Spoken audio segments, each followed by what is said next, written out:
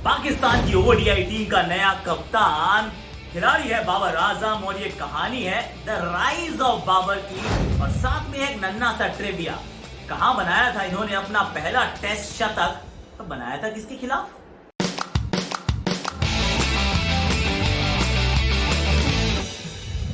Hashtag Akashvani भैया, मैं बात करना चाह रहा हूं आपसे बाबर आजम के बारे में। और खिलाड़ी देखिए अभी खास एकदम अभी अभी इनको कप्तान बनाया गया है। ये सरफराज अहमद कप्तान थे और टू बी फेयर पिछले कुछ मुकाबलों में अच्छा भी किया था, लेकिन अब डिसाइड किया गया है कि बाबर आजम को कप्तान बना दिया जाएगा। उनके हाथ में बागडोर थमा दी गई है।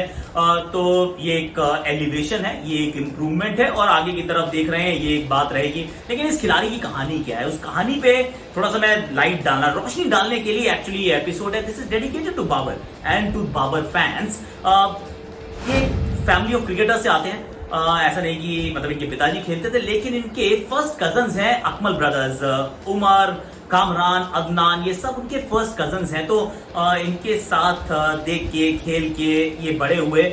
और इनके भाई वैसे कामरान ये भी बताते हैं कि कभी इनको मोटिवेशन की आवश्यकता नहीं थी, कभी इनको पुश नहीं करना पड़ता था, ये खुद प्रैक्टिस करते रहते थे। लेकिन बाबर के पिताजी को ये बात ज्यादा पसंद नहीं थी। वो कहते मत जा यार, प्लीज पढ़ाई कर लो बाबर, तुम कहां क्रिकेट में अपना समय बर्बाद कर रहे हो। But then Babar was determined, he continued to practice और एज ग्रुप टूर्नामेंट्स में सेलेक्ट हुए। अंडर 19 वर्ल्ड कप दो बार खेला है ये खिलाड़ी, दो अंडर 19 वर्ल्ड कप, और दोनों में पाकिस्तान का highest run scorer.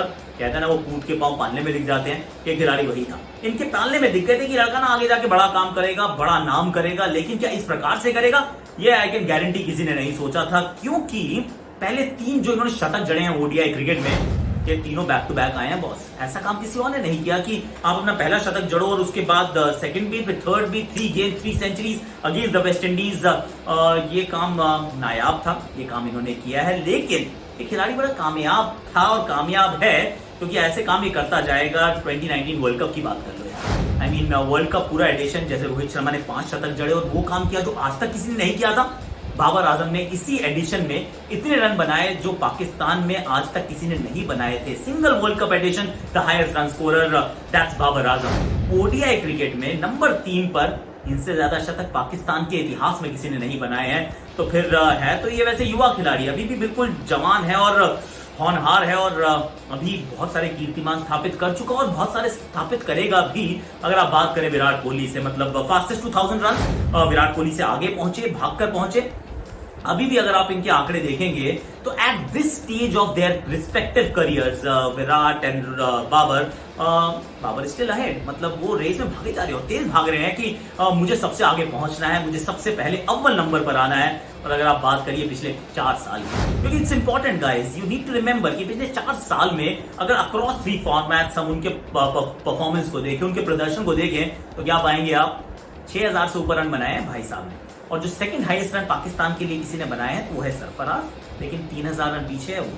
Twice as many, मतलब 6000 से ऊपर अगर बाबर है तो 3000 से थोड़े से ऊपर है सरफराज। तो आप जानते हैं कि twice as many as anybody else, मतलब 3000 ज्यादा रन बनाए हैं then the second guy in the line. So you know that you are made of a different material.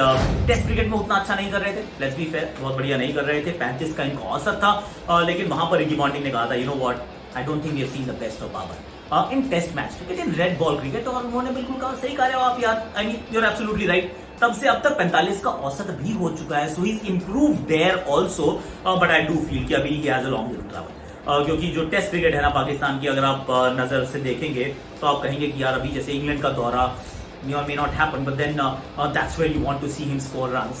South Africa जाके you need to you want to see him score runs। So those are the big moments। New Zealand जाके you want him to score runs। अभी New Zealand का दौरा भी है इनका, तो वहां जब वो रन बनाएंगे तो फिर वो टेस्ट मैचेस के में भी उसी फेहरिस्त में नाम होगा। लेकिन खिलाड़ी कमाल का है यार, कट बहुत अच्छा लगाते हैं, ड्राइव ये खूबसूरत लगाते हैं। तो ये 2 चीजें हैं जो ये मुझे बहुत इंप्रेस करती हैं।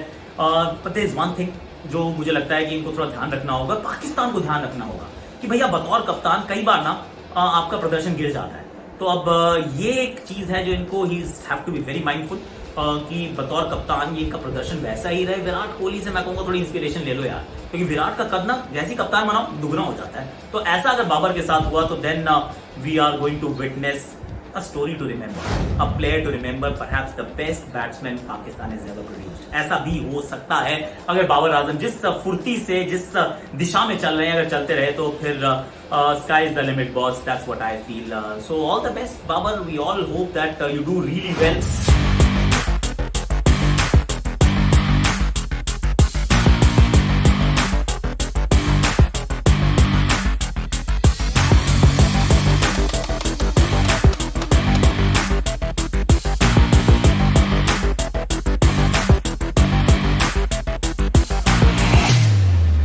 And now the trivia, the two questions I asked.